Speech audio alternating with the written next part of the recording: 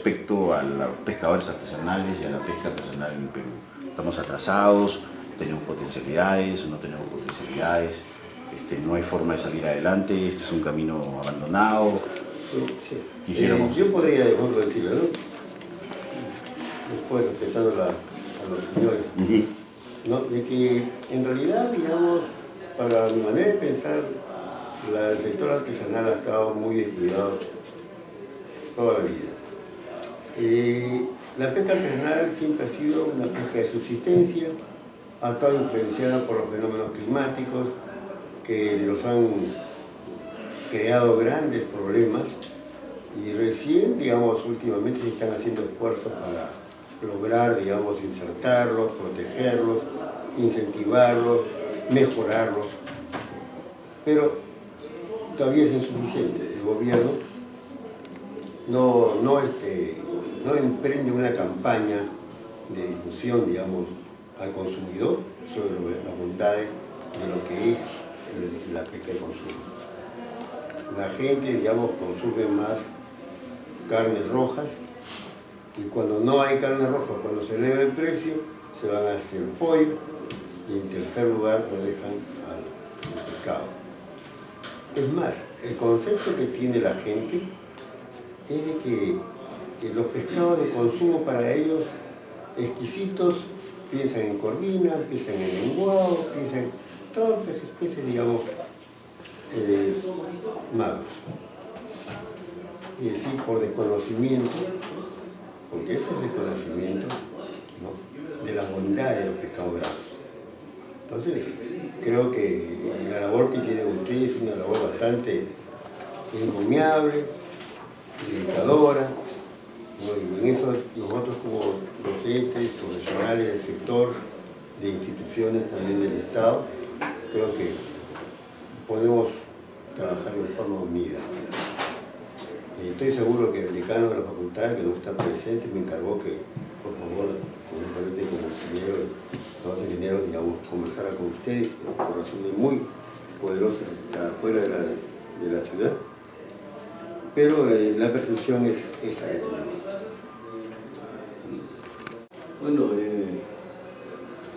nosotros sabemos, ¿no?, de que hay, desde el gobierno anterior incluso, que ya se puso la pesca regional en estado de emergencia.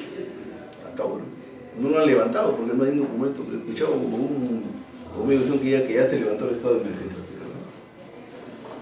Pero ¿por qué, no? Haciendo un análisis al menos de acá de la pesca regional y percepción de los otros lugares que he visitado, porque yo me he recorrido toda la costa prácticamente, trabajo con muchos pescadores. Ahora ya estoy en Huacho, ya tengo 2 años acá, y veo que la realidad casi es lo mismo. ¿Qué sucede? Acá en nuestra costa peruana,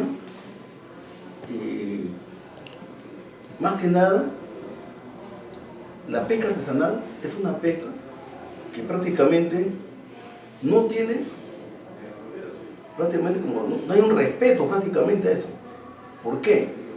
Los pescadores prácticamente les falta llegar a ellos, motivarlos, concientizarlos. ¿Por qué? Porque están afectando al recurso pesquero. Como no respetan ningún tipo, a pesar que hay leyes, hay normas, una serie de cosas, no se respetan. ¿Y por qué no se respeta? Las instituciones que deben encargarse de eso, su capacidad no abastece para hacer un control tremendo, tanto capitanía como gobierno regional a través de la directa. Entonces, y se cometen todas estas cuestiones de que, ¿cómo se llama? Se pesca tallas por medidores de la talla mínima. Entonces, nosotros acá en Huacho, como IMARPE, todos los meses sacamos un reporte y mandamos a las instituciones, donde está ahí la situación de la pesquería artesanal, cómo se encuentra, tanto pelágica como demersal. Entonces, y hemos visto que más del 50% de las especies costeras están por debajo de la talla comercial. Entonces, ¿por qué? Porque tenemos una pesquería monoespecífica que es la anchoveta, que el gobierno más se preocupa por eso, porque da plata al Perú, aumenta las divisas y una serie de cosas, pero no se ocupa de la pesca artesanal. Entonces, por eso vienen los problemas. Y la pesca artesanal se ha convertido en una cuestión, ya es un problema social, ya prácticamente más que de pesca, es un problema social, porque en todos sitios que ustedes van, hay problemas, hay líos. Hay interferencia entre artes, digo, por interferencia entre artes, por pesca objetivo, por pesca por zonas de pesca, ¿no? Que justamente a nosotros nos llega cada rato los documentos para opinión y para ir a hacer estudios técnicos para poder recomendar. Entonces, esa es la realidad que estamos viviendo. Entonces, nosotros acá en Huacho, a través de las instituciones, la universidad, el gobierno regional, ¿cómo se llaman las municipalidades? Hemos formado grupos de trabajo, grupos de trabajo para poder al menos hacer aporte a la pesca artesanal, mejorar la situación de la pesca artesanal. Por ejemplo, nosotros estamos integrando la mesa pesquera acuícola de Vega, la mesa pesquera acuícola de la provincia de Huaura, estamos en diferentes comités técnicos de la CAM y estamos trabajando incluso en un comité técnico de cambio climático. Entonces, que todo está involucrado y estamos promoviendo para sacar, empezar a trabajar lo que es el plan de manejo integrado de las zonas costeras. Justamente por toda esta problemática. Y ya venimos trabajando y haciendo con los pescadores mismos que participan también dentro de estas mesas para poder darle alternativas, porque no tan solo es decir que hay problemas, sino buscar alternativas de solución.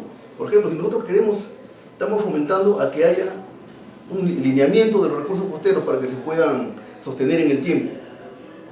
Pero si al dar esos lineamientos, ¿qué significa? Se va a parar varias pesquerías. Por ejemplo, de la Lorna, el pejerrey, de la Lisa, de repente va a tener que pararse. Mientras tanto, esos pescadores, ¿qué alternativas le damos para que ellos puedan seguir trabajando? Entonces, más que nada, ese es el trasfondo, ¿no? De buscar algunas maneras cómo apoyarlos hoy, incluso en la mesa pesquera acuícola turismo de Vegeta, se está trabajando para incentivarlos al turismo, ¿sí? Para que traigan al turismo, se generen una entrada. Como Vegeta ha puesto en valor todas sus zonas costeras, y ya la isla de Don Martín se puede ir a hacer turismo. Entonces, lo único que está trabajando Vegeta a través de la mesa es gestionando para ver la construcción de un muelle. Con eso ya desarrollaría toda esa parte del turismo. Entonces, y acá con la municipalidad de la mesa pesquera acuícola de la provincia de Huaura, están incentivando a que se hagan algunas lagunas para la crianza de lisas, de camarones, para darle trabajo a los pescadores mientras que sea como alternativa, mientras descansen los peces que van a estar dentro del plan de manejo, para que desarrollen. Porque hay que decirlo, ¿no? Como usted lo dice, ingeniero Miranda, acá hay una serie de especies, ¿no? Lógicamente, hay especies que no tienen talla mínima, ¿no? Y eso es cierto. El IMARPE, ¿cómo trabaja las tallas mínimas? ¿No? Esto es toda una metodología. Por ejemplo, acá hay especies, por ejemplo, que no se captura en demasiado, no hay una población grande como para poder hacer un estudio de talla mínima. Justamente por eso no se da. Por ejemplo, hacer la talla mínima, por ejemplo, del fortuno, que también está acá. Casi ya no se ve fortuno. Saldrán 4 o 5 especies o unas 50 especies, pero eso va de frente al mercado, a los restaurantes. Tú vas a comprarlo para hacer un muestreo biológico, no te lo dan. Entonces, ¿cómo se va a hacer una talla mínima de esa especie? Jesús trabajó en IMARPE también años. Él sabe cómo se hace la cuestión de la metodología para ver la talla, ¿no? Entonces, y ese es el problema, que en algunas especies a veces resulta un poco difícil. Pero sí, por ejemplo, las especies que hay en demasía y hay mayor cantidad, como ¿cómo se llama? Lo que estamos hablando ahora del lenguado, como la corvina, la lorna, las cabinzas, el mimís, pejerrey, que hay en cantidad, eso se puede hacer un muestreo y trabajar y ¿cómo se llama? Y trabajar las tallas mínimas, ¿no? Ese es el problema. Entonces, por eso que algunas especies están reconocidas como especies, ¿no? Pero incluso según las estadísticas de captura de desembarque de esas especies son mínimas, y se dan también en las estadísticas, ¿no? Son mínimas. Cosa como un listado de especies, o de repente por acá el secretario tiene un listado de especies que siempre mandan todos los meses, va a ver que en las capturas son mínimas. ¿Y cuáles son las más sobresalientes? La lorna, la lisa, el pejerrey, incluso hasta la corvina es mínima acá. Ciertas algunas fechas que, ¿cómo se llama? Que hay las condiciones, que cambia el agua, entonces entra corvina, entra el lenguado, que entra el mínimo. Entonces, y ese es el problema, que a veces no se puede trabajar en el mínimo. Pero como digo, en cuanto al problema de los pescadores, es lo que estaba manifestando, que la talla no crece, los peces no llegan a cerrar. ¿Por qué? Porque no tienen un descanso esos peces, solamente descansan cuando el mar está movido, nada más, cuando está movido. Y siempre he visto manifestarlo en voz alta, en reuniones, todo, ¿no?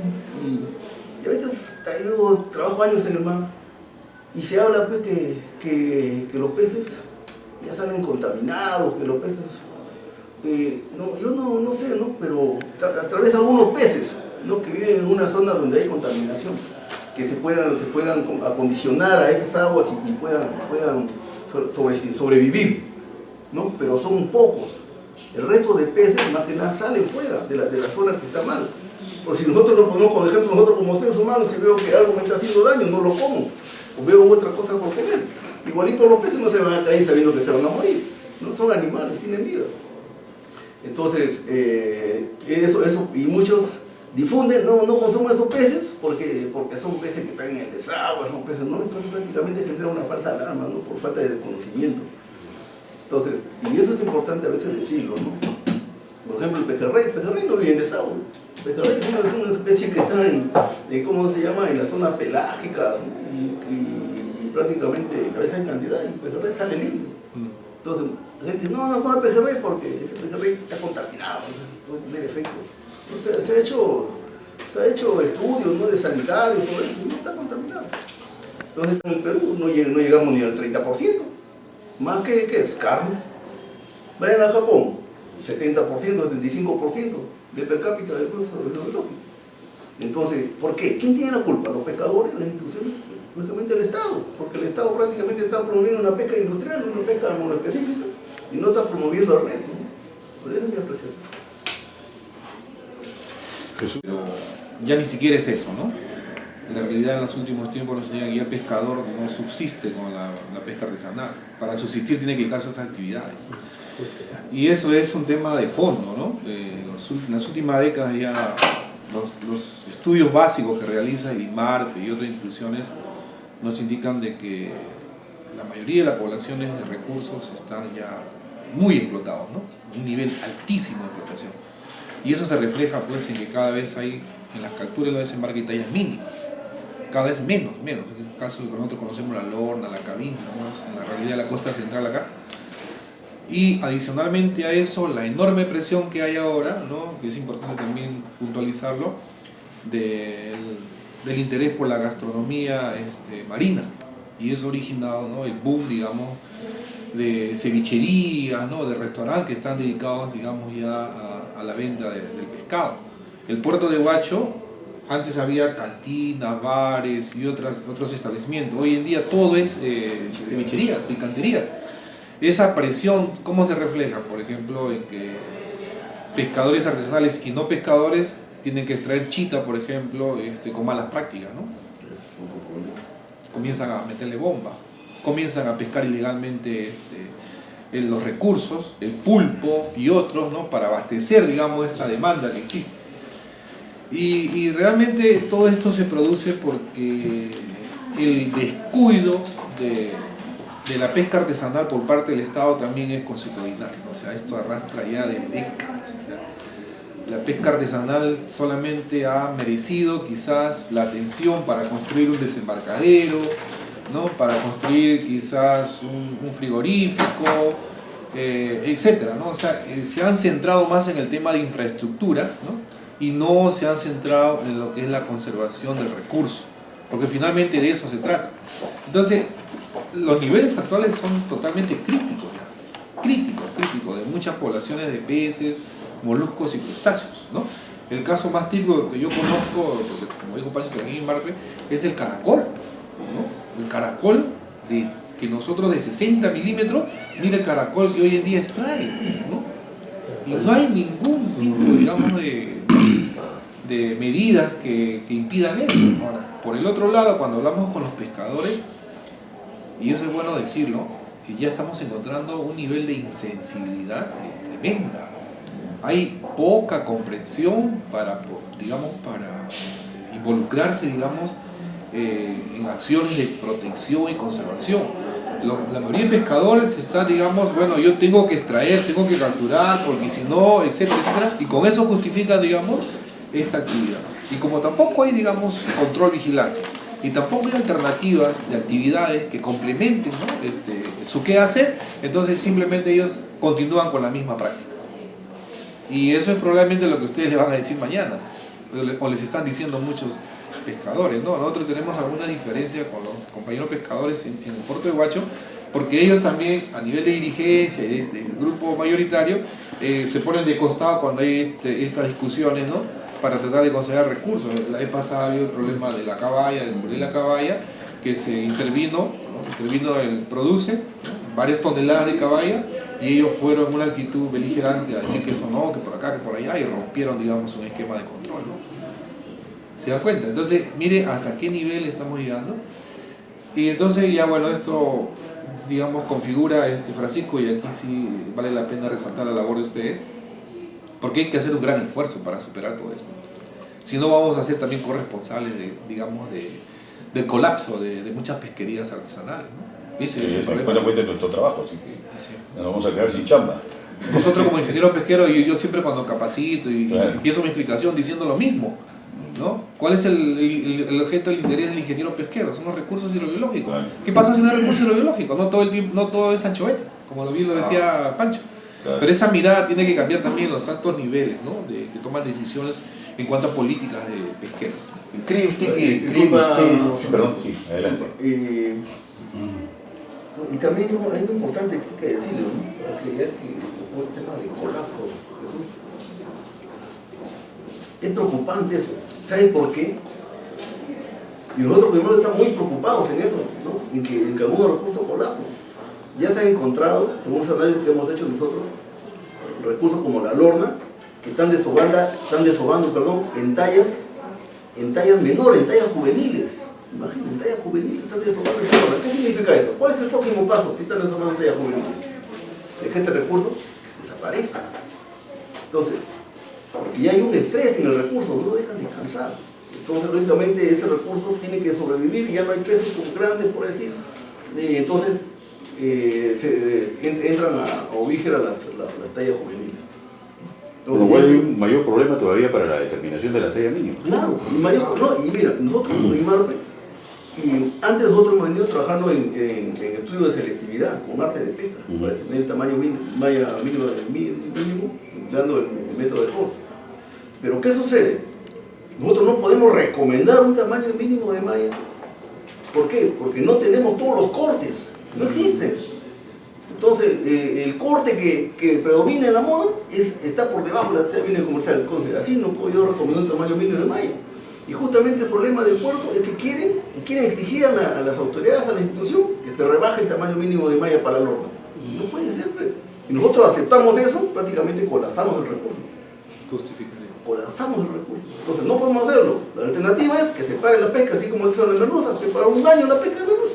Se recuperó la merluza, ahora están trabajando. Igualito, estos son peces longevos, no son peces como la anchoveta que un año se recupera, un año tiene pesca para pescar. Estos peces, para que tengan un tamaño, lleguen a un tamaño de por lo menos de talla comercial, tienen que pasar como mínimo unos 5 años. Entonces, y eso es lo que no comprenden los pescadores, ¿no? Entonces piensan de que uno le está quitando el trabajo. Y no es eso, ¿no?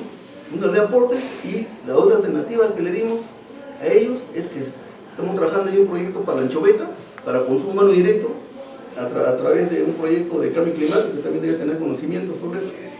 Entonces, donde va a haber alternativas, ¿no? Para implementar embarcaciones pequeñas para el consumo de anchoveta, con mercado, con todo. Entonces, esa sería su alternativa, porque anchoveta tenemos bastante, pero que trabajen fuera de las 5 millas, no dentro de las 5 millas, para que no afecte ¿cómo se llaman? Los pescadores que pescan con redes de malla, ¿no? Y eso también vale decirlo, porque siempre converso con las autoridades del Ministerio de la Producción. Yo le manifiesto, ¿no? De que prácticamente la ley que ha dado la ministra está bien, ya está bien, ¿verdad? Porque se para por embarcaciones, pero ahí le faltó algo. ¿Qué le faltó? Lo que nosotros venimos hablando en IMARPE desde hace muchos años, con recomendaciones y todo que van al Ministerio de la Producción. Que siempre decimos de que el arte de cerco lo hemos determinado según un análisis con sensores, con todo, que es un arte el más depredador y el más dañino que puede haber. y que ese yate debe trabajar fuera de las 5 millas. Eso lo hemos dicho siempre en voz alta, hay recomendaciones, hay todo. Pero sin embargo, la norma sale por tamaño de embarcación, no por arte, ¿no? Así sea un arte artesanal, lo que sea de cerco, que sea bolichito de bolsillo, todo lo que sea, pero que sea de cerco, fuera de las 5 millas. Eso, y justamente ese es el problema que está generando en el puerto. ¿Por qué? Ustedes saben que los pescadores que trabajan con redes de enmalle van a sacar van a su zona de pesca de un día para otro y entran con 2 cajitas, 4 cajitas del horno, ¿no? Viene una embarcación de cerco de consumo, y trae 1 tonelada de lorna y un tamaño así, lornilla que le llaman, y lo de enmalle trae lorna más grande, pero a pesar de ello, a pesar de más grande, el de precio se lo va abajo. Y ese es el problema que tienen los pescadores y paran peleando en el puerto, ¿no? Y están en contra de eso. En cambio hay otro sector que los apoya. ¿Por qué? Porque viven de esa pesquería, pesos de cerco. Usted sabe que la pesquería de cerco no es 1 o 2 personas. No es igual como la de enmalle, que trabajan 2 personas, sacan, me van. En la pesquería de cerco salen como 7 pescadores en la lancha. Tienes el patrón. Llega a puerto, contratan jaladores, llenadores, una serie de cosas. Mueven un montón de gente, un montón de familias. Y esos son los que reclaman y entran en el enfrentamiento. ¿Te das cuenta? Ese es el problema que hay. Impulso, ¿no? Porque necesitamos tener un impulso básico para poder diseminar todo este tipo de tecnología. Va a requerir también que instituciones como el IMAR, la universidad, ¿no es cierto?, y otros centros académicos también se potencien, ¿no es cierto?, recursos humanos, infraestructuras, tecnología, para darle soporte a eso. Claro. Porque también en las universidades también tenemos parte de responsabilidad, porque también nos hemos dedicado más al tema de formar profesionales ¿para qué? Para la fábrica. ¿Sí? Para la fábrica, para que tengan planta, para que tengan de supervisores y esto. O de escritorio. O de escritorio. Y el tema que necesitamos es justo especialistas, ¿no es cierto? Que podemos proponer, qué propuestas hay, qué estudios hay. Hay estudios, ¿no? Que están colgados en la página web, ¿no? Los informes de los cruceros. Ahí está. Como los cruceros, ahí habla bien claro de las masas de agua. Y normalmente, donde se encuentra la anchoveta, la mayor cantidad de juveniles de anchoveta, están prácticamente dentro de las masas de aguas frías. O sea, no hay solamente un análisis a nivel del arte de pesca, sino a nivel de oceanografía. No, si es a nivel de arte de pesca, es que el arte no es selectivo. La red de cerco no es selectivo. Por más malla más grande que tenga, no es selectivo. Nosotros lo hemos demostrado con sensores, que esa malla cuando ya cierra el arte, se cierra. Yo soy técnico en extracción. Yo he trabajado mucho tiempo, he sido jefe de la unidad de extracción del IMAR. No funcionan las mallas cuadradas. Y he hecho un análisis del arte, tengo videos, trabajo con sensores. Entonces, no funciona. Entonces, incluso hicimos un pequeño experimento con unas mallas rectangulares, pero de todas maneras se cierra. ¿Por qué? Si la red, cuando cae al agua, no va a caer así y ahí se va a quedar armada, ¿no? La red cuando asienta en el fondo y comienza a hacer el secado, el engaretado, entonces va a cerrar todito, toda la parte de abajo, y la malla y la red se va a ir hacia abajo. Entonces ahí ya no trabaja el coco, ni en la malla cuadrada ni en la malla rectangular. Se cierra, ¿no? Igualito va a ser, no va a haber escape. Entonces, ese es el problema, ¿no? Y ese problema más se da cuando trabajan acá en zonas dentro de las 5 millas, que sacan pesca acompañante, cantidad, peces de fondo y cosas. Entonces la selectividad podría darse desde una perspectiva oceanográfica, o sea... Yo creo que sí, ¿no? Bueno, y aparte con los equipos científicos que tiene IMAR, pues sí pueden determinar cuáles juveniles, porque el equipo científico de IMAR, y yo creo ahora en las embarcaciones nuevas, están trabajando con ecosondas, unas ecosondas INRAS, que, ¿cómo se llama? Comerciales, ¿eh? Que les está dando, incluso ellos pueden determinar, pasan por encima de un cardumen y le va a determinar prácticamente el TS el TS de esa ecozona, de ese recurso que están. Entonces, si es un TS que está por encima de los 72, quiere decir que son peces pequeños. Si son TS que están entre los 68 y 70, son peces grandes. Pero esto lo tenemos todavía a nivel de presunción, a nivel de observación empírica, No, o ya se puede validar un estudio que permita capacitar, por ejemplo, capitanes para esta tecnología. Hay que capacitar a los capitanes. Hay que Porque eso lo capacitar. sabe Limar, pero nomás yo trabajaba en acústica. Hay que transferirlo ya, eso hay que transferirlo. Pero la tecnología ya está validada. ya existe. Pero no sé si yo realmente desconozco si todas las empresas cuentan con este tipo de ecozondas, porque la mayor parte utiliza furún, no tiene esa. Pero en todo caso, Ok, pero quien que lo contara compre. con la tecnología, ¿existe la técnica de evaluación o de detección de juveniles validada que luego pueda ser capacitada para quien tenga esta tecnología? Yo creo que sí, pero y Mariano seguramente está capacitando, porque Mariano hacía acústico muchos años. Y Mariano está trabajando en TASA. Y TASA tiene justamente estas ecosondas que te da un TS de los recursos que saca, ¿no? Claro, a los patrones hay un tema de presión también que ellos tienen por parte de la empresa. Eso no hay que, eso yo converso a veces con muchos patrones, me dicen, ingeniero, ¿qué cosa hacemos pues si nos están pidiendo pesca? ¿Ah? Ese es el otro tema de fondo. A veces la misma Sociedad Nacional de Pesquería dice pesca responsable y todo eso, pero un buen número de sus asociados, ¿no?, de grandes empresas presiona, digamos, para que tengan la pesca, no interesa si tengan un porcentaje de peladial. O sea, si hay otra connotación ahí también, en el día a día en el agua. Yo comparto esa idea, macroeconómico y político del país. Lo dijo Pancho al comienzo. Al gobierno lo único que le ha interesado es dólares por concepto de la venta de ahí del mercado. Y esa política no ha cambiado. No ha cambiado. Tenemos grandes embarcaciones, tenemos grandes fábricas, grandes empresas.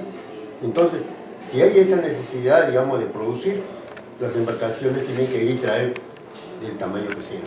Ni siquiera elaboran harina para ¿cómo se llama?, para hacer medicinas, pastillas, para hacer, ¿cómo se llama?, constituyentes proteicos, ¿no?, que eleven más el nivel proteico de la población. No se procesa absolutamente nada. Entonces, ¿dónde estamos? Todo, sacamos nuestra materia prima y lo vendemos. Todo lo demandamos. Va a llegar un momento que el Perú ya no va a tener ese ritmo de crecimiento que está teniendo ahora. ¿Por qué? Porque ya no va a tener recursos naturales. ¿No? Eso pasa con la minería, con la pesquería, con todo, porque todo estamos regalando. Entonces, ¿para qué incentivamos ¿cómo se llama?, la innovación tecnológica que se cree en el Ministerio de Ciencia? ¿Para qué? O sea, al final, ¿cómo estamos? Gobierno, de repente vamos a empezar a iniciar todos esos estudios de investigación a través del Ministerio de la Ciencia. Pero el gobierno, ¿qué hace al momento? ¿Qué medidas ponen fuertes para que eso se baje? ¿No? Entonces, yo creo que ahí es parte del gobierno, ¿no? Absolutamente no sabemos aprovechar nuestra gran pesquería que tenemos, porque yo creo que ahorita en el mundo ahorita,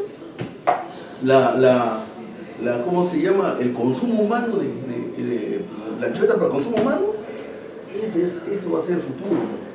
Eso va a ser el futuro, no la harina, eso va a ser el futuro. No sé, nuestros empresarios. Sobre esta base, ¿por qué razón cree usted que el consumidor nacional no tiene esa pegada con la anchoveta y con la pota? No difunden, no hay difusión, el gobierno no apuesta en eso. ¿Por qué? Porque es más fácil pensar, no, mejor que lo exporten, todo. El gobierno no apuesta en el consumo de anchoveta. Yo creo que si el gobierno comenzara pues, en una forma, ¿cómo se llama?, que implemente y exija, bueno, tanto porcentaje de la pesca va a ser para consumo, y eso, comenzar a apoyar, mandar cámaras, llevar a diferentes sitios, promover, es posible regalar platos preparados, hacer. Tiene que motivar a la población para que consuma, hacer una serie de degustaciones, tipo así como se ha hecho así en varios lugares. Ahí hay un detalle. He dicho, sus componentes físicos, químicos, tienen un sabor un poco fuerte. Nosotros estamos acostumbrados a comer al gusto, no a la calidad o a la cantidad de proteínas o vitaminas que podemos asimilar, sino al gusto, lo que nos gusta. Entonces, implica un cambio de hábito alimenticio, ¿cierto? Por ejemplo, la anchoveta puede prepararse no solamente en anchoveta sola, puede prepararse como un complemento, digamos, de otro preparado, pero que tenga anchoveta. Y de manera que poco se sienta, digamos, o simplemente realizarla. ¿No?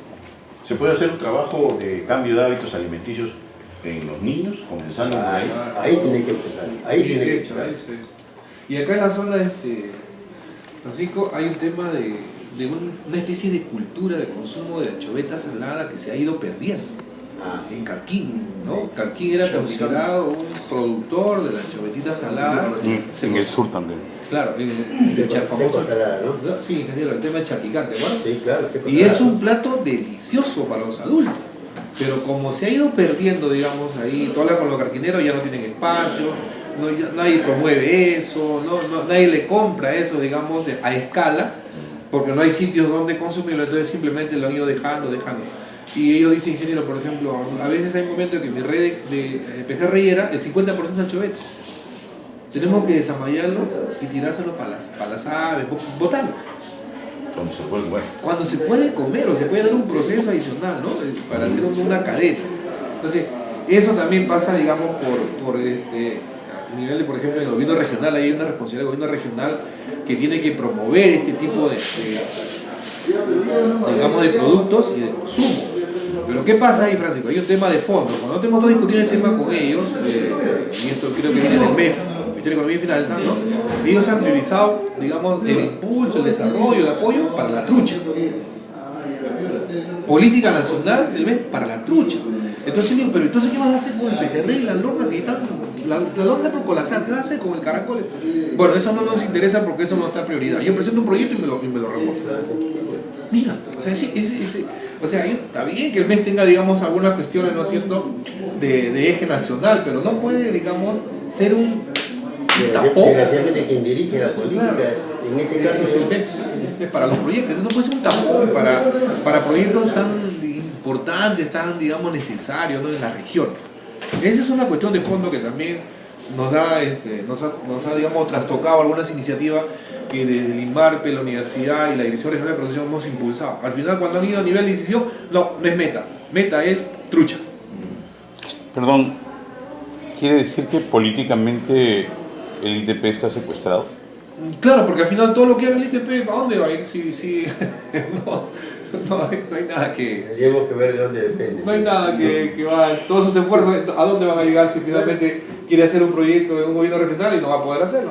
Su tecnología no se va a poder aplicar. Y parece mentira, pero uno queremos aprender de experiencias anteriores o de la experiencia que tienen otros países vecinos.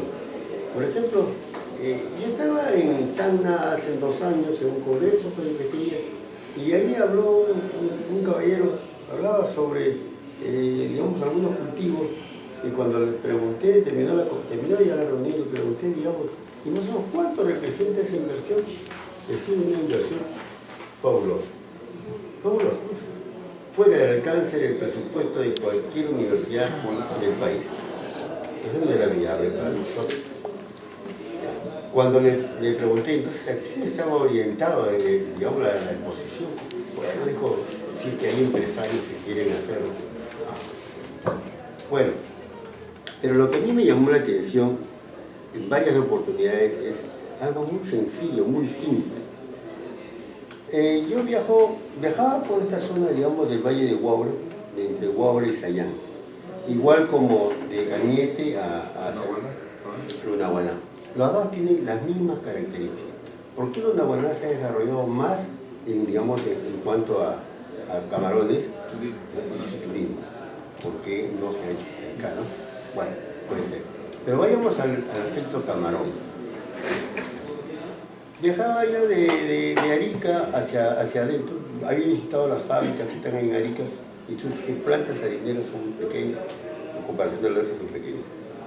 Pero en el trayecto, así, digamos, orilla en playa, veía en varias oportunidades que veía, digamos, una edificación, tendría pues 3 metros de fondo por unos 20 metros más o menos de largo.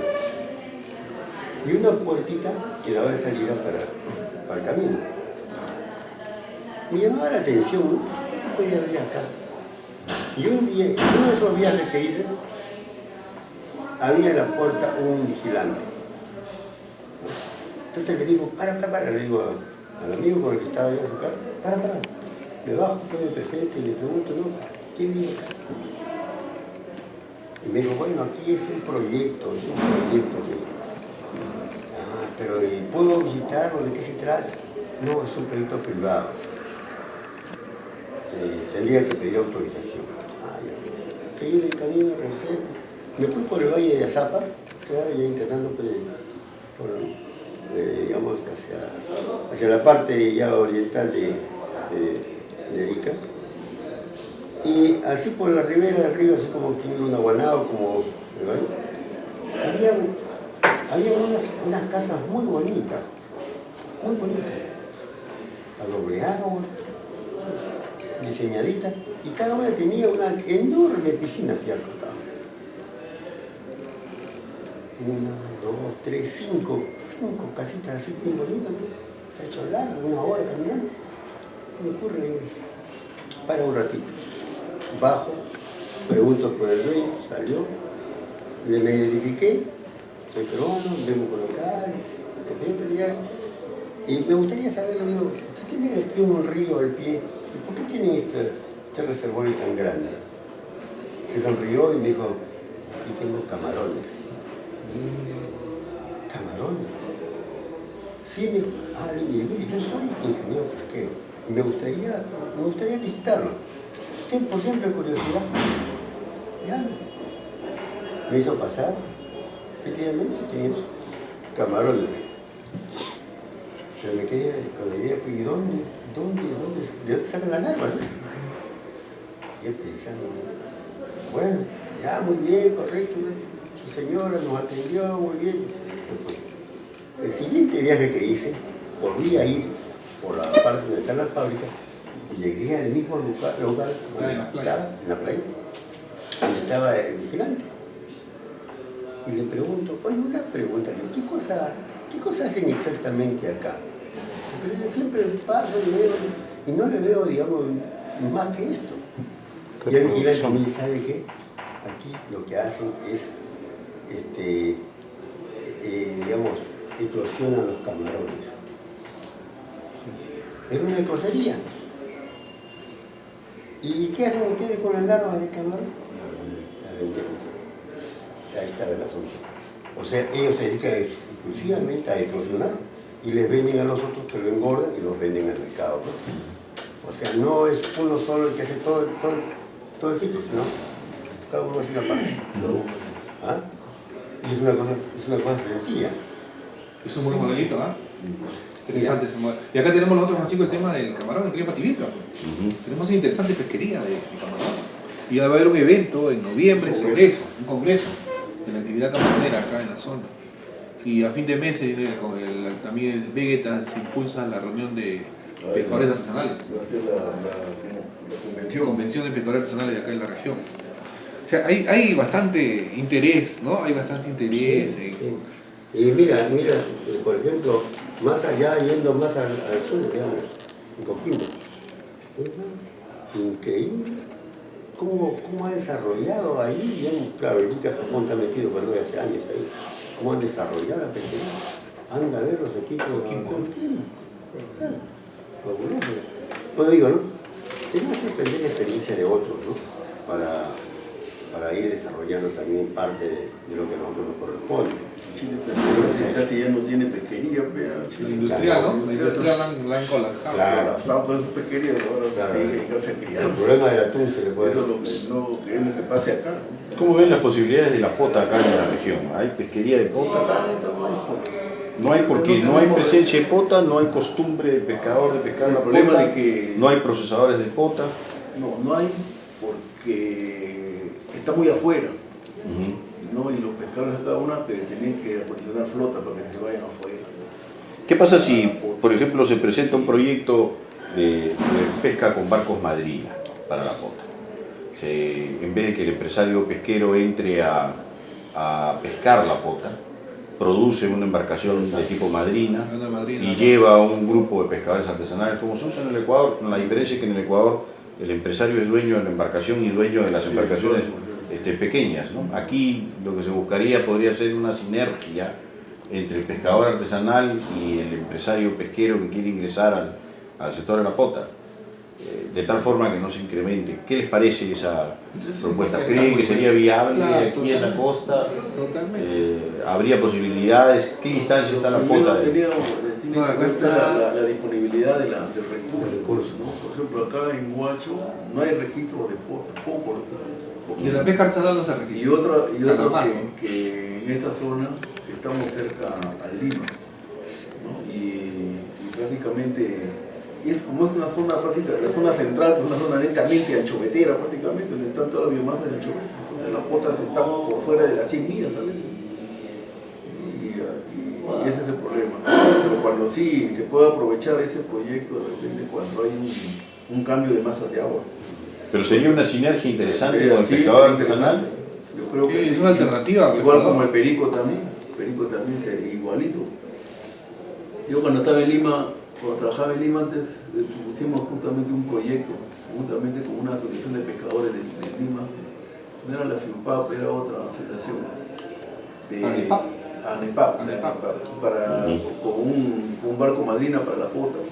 Trabajamos con ellos, ¿no? Y se aprobó el proyecto, todo, pero al final no sé qué problemas hubo, ellos vinieron para acá, no sé, seguirán. El IMAP iba a poner el barco madrina y ellos iban a poner la flota pequeña y se iban a buscar pota. No sé qué problema pasó, ¿no? Pero esa idea es... ¿El IMARPE iba a poner el barco madrina? Sí, a través de su lanchita que tiene. Pero, Ah, ya. ¿Qué otro tipo de sinergias podría ser interesantes para la pesca artesanal y los empresarios? ¿Enseñan aquí en la universidad o conocen conceptos como qué cosa es la OROP, qué cosa es la ecocertificación de pesquerías? La organización regional, ¿no? De Sí. ordenamiento de pesca.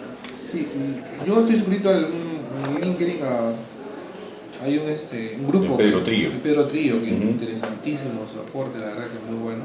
Ujú. Y lo otro que dijiste es... La ecocertificación de pesquerías. Ya, nosotros ese tema dentro de los planes de titulación, ¿no?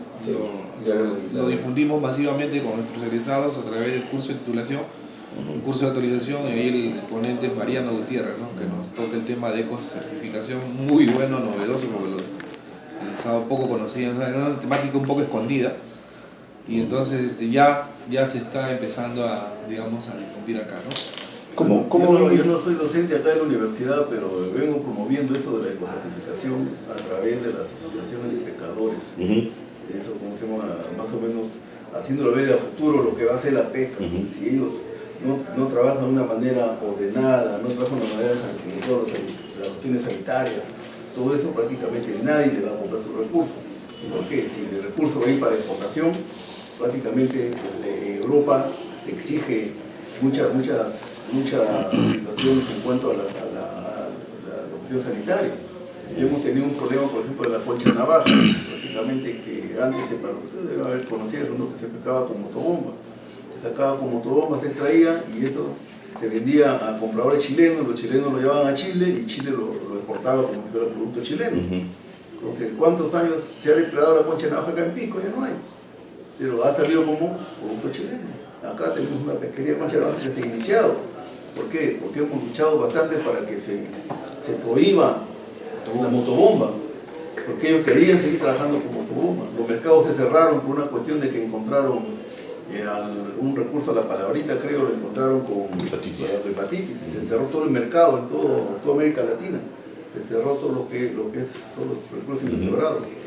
Entonces, y ahí también estuvo en Perú, que fue en el año 2008. Entonces, recién se está trabajando con Sanipet, les han hecho un muestreo, todo de la zona, todo, análisis microbiológicos, para poder recomendar a Europa para que se pueda abrir el mercado acá en Perú. Pero mientras tanto, ya el Perú está sacando concha navaja y está exportando, pero no así todo procesado, en conserva, así están exportando. Entonces, ya se inició una pesquería bien ordenada, lógicamente un poquito con unas fallas inicialmente, pero se está corrigiendo. Entonces está trabajando más que nada a la sostenibilidad de este recurso. Se le ha dado áreas de pesca, se le ha dado cuota de capturas, se le ha dado, ¿cómo se llama? Vedas, incluso ya va a parar ahorita porque van a parar 2 años, porque están 2 años, 2 meses, porque ya están en el pico de sol. Entonces prácticamente el comprador también ha entendido eso, ¿no? Y también se va a someter a eso. O sea, se para la pesca y el comprador ya no compra a nadie, se compra coche nada más, ni de contrabando, ni nada. Entonces es una manera dentro de ello y estamos metiendo lo que es el eco certificado con la finalidad de que esta concha se vaya a Europa ya con un registro sanitario, todo como debe ser de la certificación, y puedan tener lo que es un mejor precio que lo que están pagando ahora. ¿Cómo han visto estos dispositivos últimos que ha dado el Ministerio de la Producción en relación a las embarcaciones que ahora son de menor escala, o sea, de 10 a 32.5 metros cúbicos? ¿Cuáles son los principales problemas que se presentan respecto a este tipo de embarcaciones? ¿Cuál es la percepción que tienen de la ley de cuotas? Son 2 temas paralelos, pero... Yo no le veo ningún problema, yo lo veo bastante satisfactoria esta ley, ¿no? Bueno, pero de todas maneras, bueno, como se dice, Dios es peruano, Dios es grande para todos, da para todos. Entonces, pero también Dios nos da prácticamente un mar en el cual tiene sus condiciones oceanográficas y que nos da un mar frío, donde toda la anchoveta prácticamente tiene una mayor área de distribución, hasta las 150 millas, según el crucero que he visto los resultados. Entonces, ¿eso qué quiere decir? Que no va a generar un problema con la ley, porque la flota de gran escala está pescando donde debe estar. La flota hasta 30 toneladas está pescando donde debe estar. Y la parte artesanal en la costa casi no va a haber grandes biomasas. ¿Y esta flota acepta la puesta de balizas de control satelital? Yo creo que es la ley, tienen que aceptar. Entonces, pero a lo que voy, que esto no es todo el tiempo no va a ser así. Ahorita se llega la temporada de verano, puede venir un niño a que el recurso se haga más accesible al más vulnerable, se haga más costero, como dice Jesús.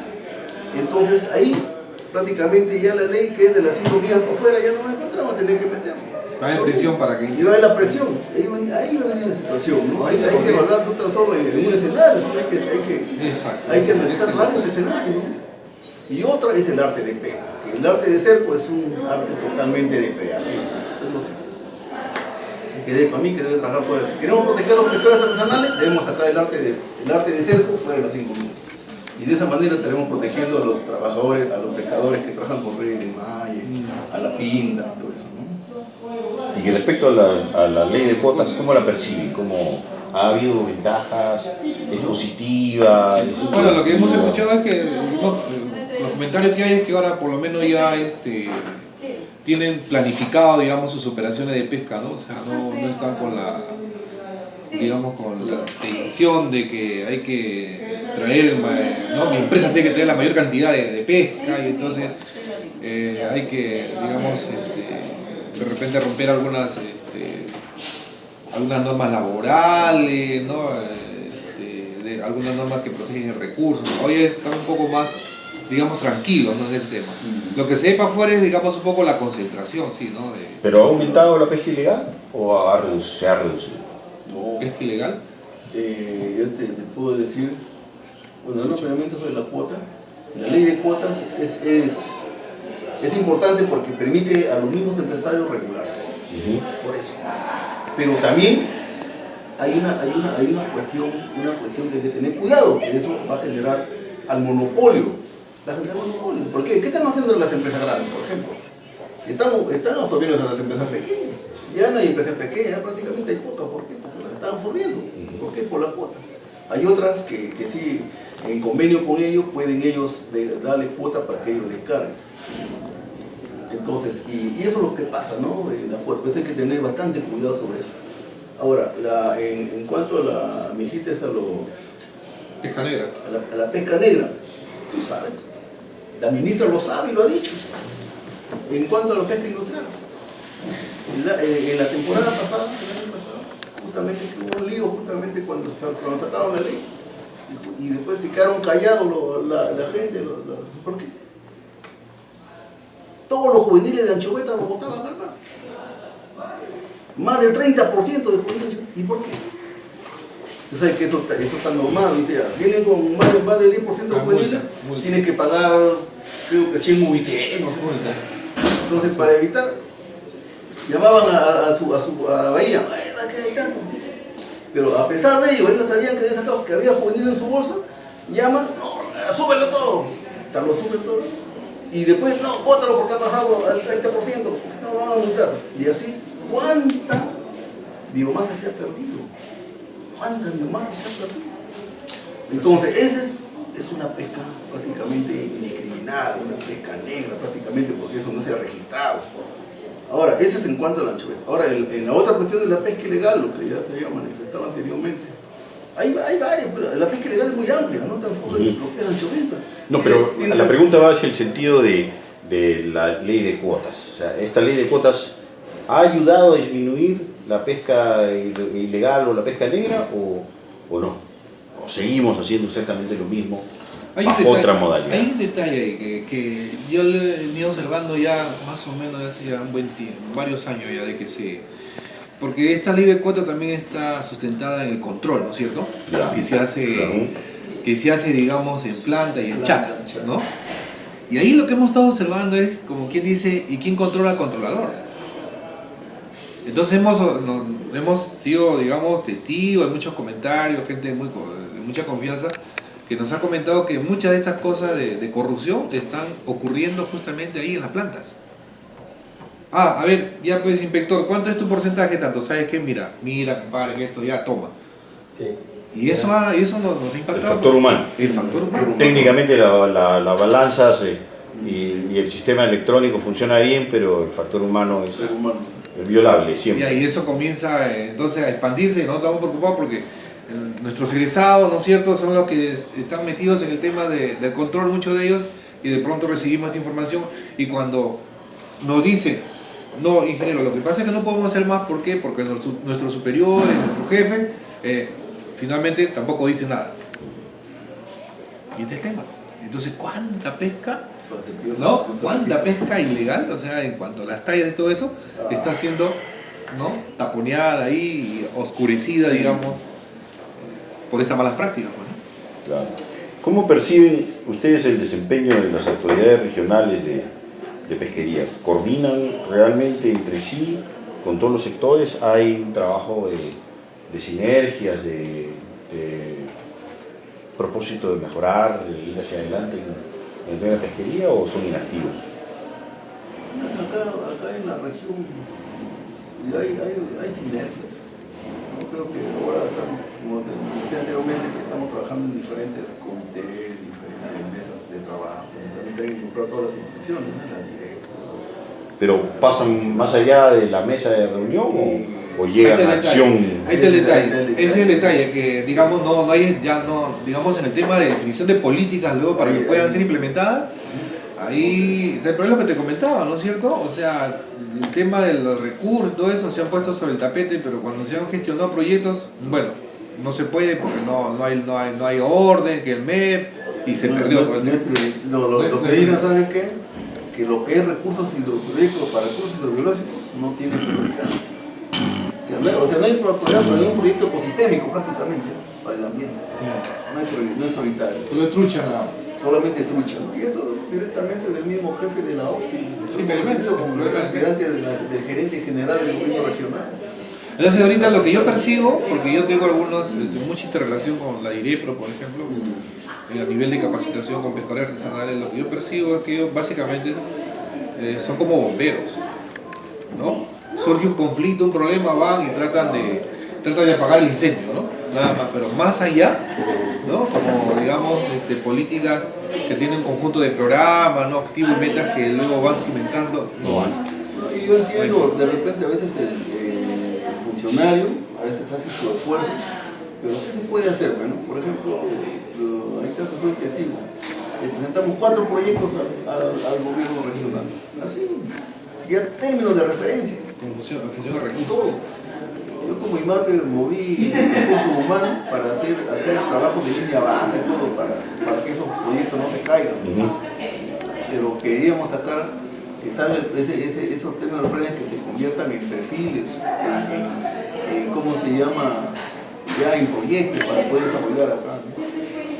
Pero sin embargo, lo trabajamos con ellos, lo presentamos al gobierno regional, lo gestionamos, también él gestionó por su parte ante el mismo presidente regional. El presidente regional lo regresó a la OPI, a la opinión, la OPI dijo que no, entonces así ha sido insistiendo. Hasta que yo tuve la oportunidad de conversar, de ir a una reunión con el gerente general y lo mismo y delante del jefe de la IREPO le dijo, no es prioritario, no es prioridad.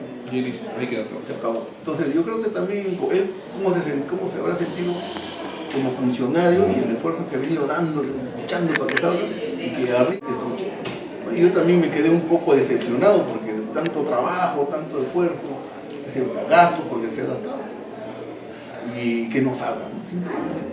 ¿Y cómo ven este tema ya? Esta es la última pregunta, salvo que tú tengas alguna más en la cabeza. ¿Cómo se proyectan las universidades, con la universidad en este caso específico, con el pescador artesanal, con el empresario? ¿Hay una relación, una conexión activa? La universidad se contacta directamente con el IMARPE con la universidad con el empresario con el pescador artesanal, o simplemente nos quedamos en las aulas capacitando ingenieros. Lo que tenemos acá en Facultad de Ingeniería Pesquera es, digamos, una dinámica de trabajo bien intensa con el IMARPE, ¿no? En diferentes aspectos que estamos trabajando con la problemática pesquera.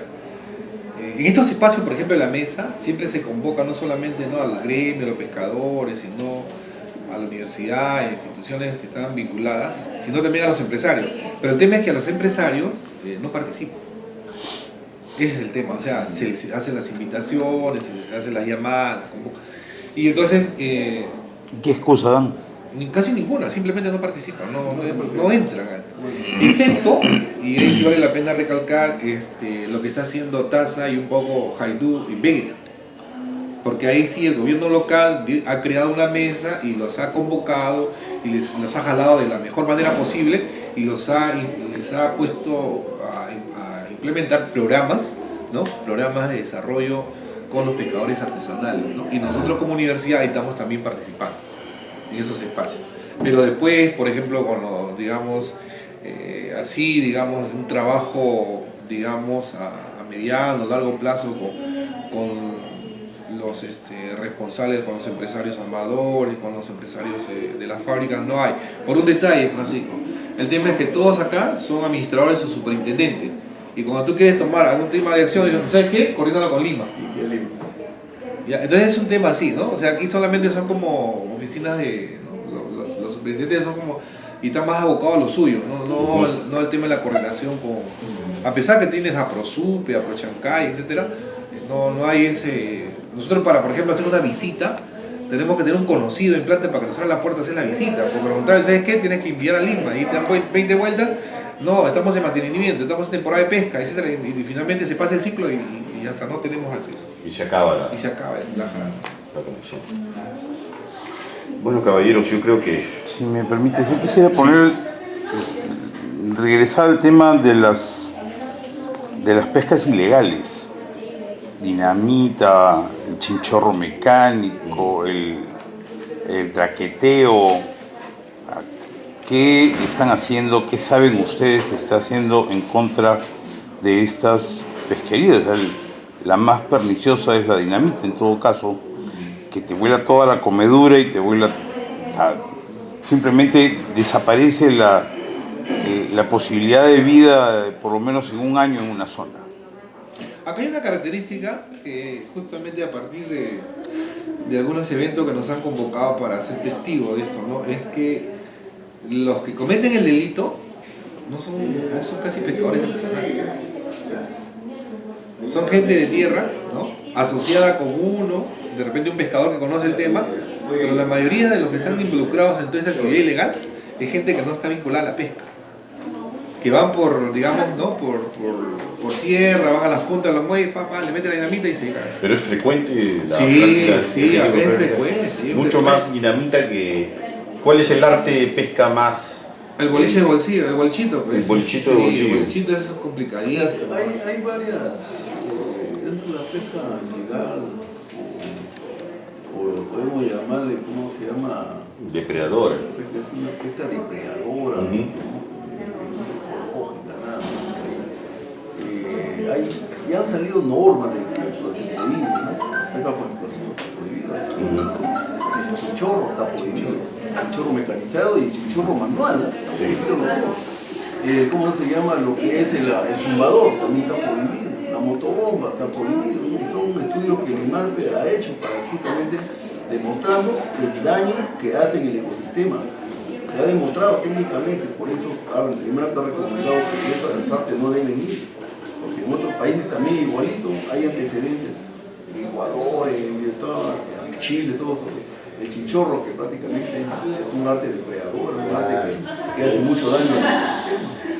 Entonces, no tan solo en otros sitios. Entonces, ¿por qué debemos seguir fomentando eso? Y debemos ver que se castigue. Ya menos mal que ya tenemos una fiscalía ambiental que prácticamente está actuando sobre esto, ¿no? Por ejemplo, los que son de uvas de pejerrey, ¿no? También hay una norma legal que prohíbe. ¿Y qué pescas depredatorias, desde su perspectiva, no están reguladas ni tienen normas legales que las regulen?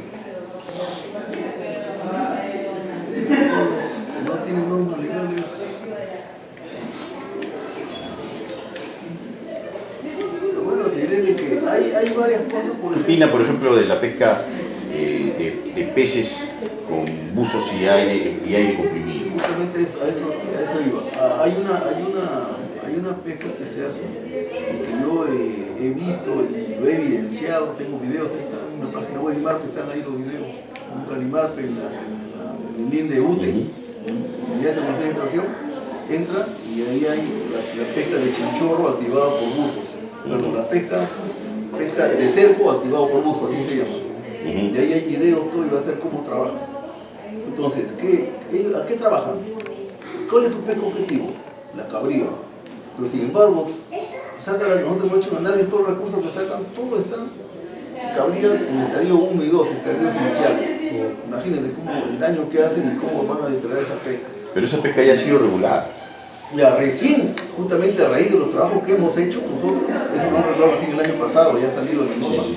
Ya ha salido la norma sobre eso. ¿Cuáles no estarían reguladas? ¿Cuáles faltarían por regular? El traqueteo todavía no está regulado. Pero eso no está incluido dentro del boliche de encierro común. No, es otro, totalmente diferente. ¿La considera usted diferente? Sí, En la práctica es diferente. ya. ¿Cuál es la ¿Por qué? diferencia? Porque el traqueteo, por ejemplo, estos de los boliches activados por buzos van a las islas, a las rocas, hacen el cerco, y ahí entran los buzos a cerrar la bolsa y espantan los peces de los corales que donde están, lo espantan para que entren a todo el copo que tiene esa bolsa. Y ahí lo cierran la bolsa y lo llevan hacia arriba. Y en el otro traqueteo no. Y en el traqueteo van a las zonas costeras, por ejemplo a las puntas, normalmente trabajan su material de pesca de ellos como red de malla, de monofilamento. Hacen como cerco toda la punta, y de ahí, como ellos están con traje de buzo para el frío, se meten y comienzan a jalar, así como chinchorro, van jalando y lo van sacando y otro va pisando plomo para que no tapen por debajo los peces y lo van jalando hacia afuera, que es el traqueteo. Es muy diferente. El traqueteo no está regulado entonces. No está regulado. Esa pesca lo usan acá por Cusana, por la zona en el sur de esa zona trabajan mucho traqueteo, a Bujama. Y la pesca con arpón y buzos, que he visto que también cuando un buzo no tiene pesca de caracoles, etcétera, Eso no está regulado. se sientan ahí, matan pintavidas así. Por arpón es una pesca, podría decirse, selectiva. ¿Por qué? Porque el que selecciona los peces es el hombre, ahí más que nada es educación. ¿Para qué? Pero existe también. Sí, existe. Sí. Entonces, Acá yo frente sé, a pintadillas, si yo fuera cabrillas. un buzo ecológico, un buzo consciente, yo entro, veo una chita chiquita, no lo voy a matar, pero si veo una chita grandota, lo saco, ¿no? ¿Y por qué? Porque yo puedo seleccionar las tallas, ¿no? Es una pesca selectiva, pero es más que nada educación. Caballeros, han sido ustedes muy amables.